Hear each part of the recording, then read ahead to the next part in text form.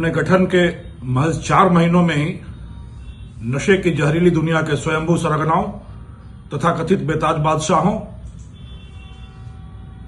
और सक्रिय सूत्रधारों पर ताबड़तोड़, धुआंधार और कमर तोड़ कार्रवाइयों का अनवरत सिलसिला जारी रखा है एएनटीएफ, नवगठित एएनटीएफ ने।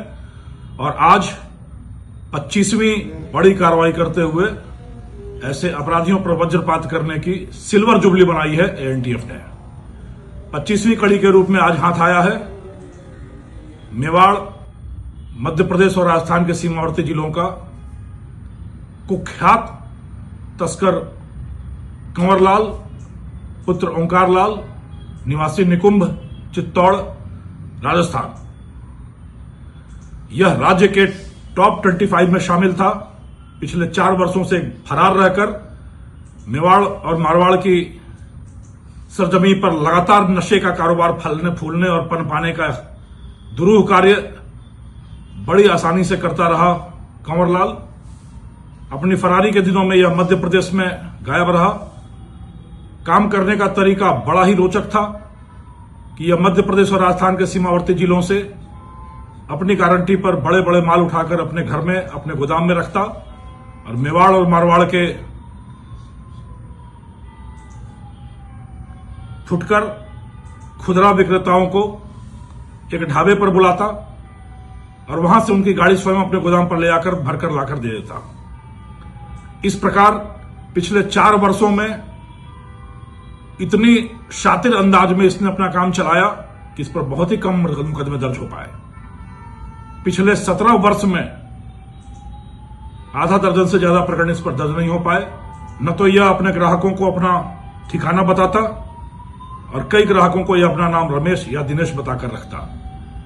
पर कहते हैं कि जब पैसा आता है तो उसी के साथ नए शौक भी जगने लगते हैं। बड़ी बड़ी गाड़ियों का शौक, किसी पर विश्वास नहीं करना और खुद ही गाड़ी चलाकर ग्राहकों से डील करना, यह इसकी फितरत में शामिल था।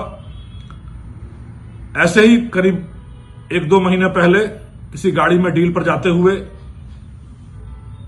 नशे की पिनक में इसने दुर्घटनाग्रस्त कर लिया अपने आप को और अपने पैरों में चोट लगा ली। मुखबिर के माध्यम से सूचना यह मिली कि यह फर्जी नाम से उदयपुर के किसी अस्पताल में इलाज करा रहा है और इलाज कराता रहेगा। इस सूचना पर एएनटीएफ की टीमों ने बड़ी भागीरथ प्रयास किया। एक हॉस्पिटल का चप्पा छान मारा और आखिरकार सफलता मिली जब उदयपुर के जेपी अस्पताल के रिकॉर्ड में इसके आने का पता चल गया। यह भी पता चला कि यह अपने किसी एक करीबी के साथ के एम्बुलेंस में ही आता है और कुछ दिनों में आने वाला है।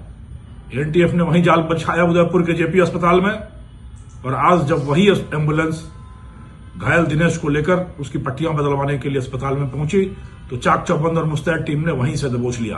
पहले इसने अपना नाम दिनेश बताकर टीम को गुमराह करने का प्रयास किया और पूरा गृह कार्य, पूरा होमवर्क पूरा होने के चलते जल्दी इसे टूटना पड़ा और अपना खुलासा करना पड़ा।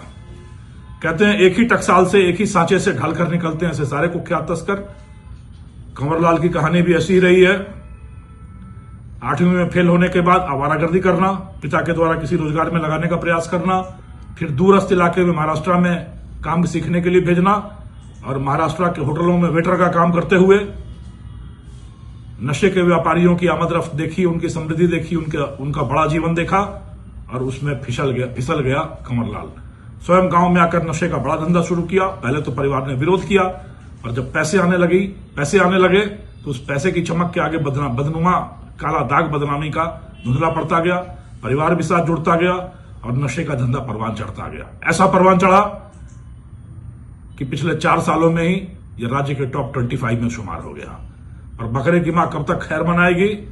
आखिर एएनटीएफ की वक्त दृष्टि का शिकार हुआ कंवरलाल और एक और इस बदनुमा अध्याय का पटाक्षेप करने में एएनटीएफ को एक शानदार सफलता मिली। इस तरह के अपराधी जो समाज की शाखों में दीमक लगाने का कुत्सित प्रयास करते हैं, उनकी जड़ों में अम्ल डालकर, एसिड डालकर उनको नष्ट करना, नेस्तनाबूद करना, जमींदोज करना और ध्वस्त करना, यही शगल है, यही स्वभाव है, यही हॉबी है नवगठित एएनटीएफ टीम की। और जब तक राजस्थान की आबोहवा में, स्वस्थ हवा में जनता जनार्दन सांस नहीं लेगी, तब तक एएनटीएफ की टीम के जांबाज लड़ाके सांस नहीं लेंगे और नहीं इस तरह के कुख्यात घृणित तस्करों को खुली हवा में सांस लेने का अवसर देंगे। लोगों का साथ मिलेगा तो हम इस नशे की विषबेल को हमेशा के लिए राजस्थान की धरती से नेस्तनाबूद कर, धराशायी कर गायब करेंगे और एक स्वच्छ, स्वस्थ और निर्मल राजस्थान का पुनर्निर्माण और पुनर्स्थापना करने में अपना गिलहरी योगदान देंगे। सबका साथ चाहिए, सब मिलकर राजस्थान को नशामुक्त बनाएं। धन्यवाद।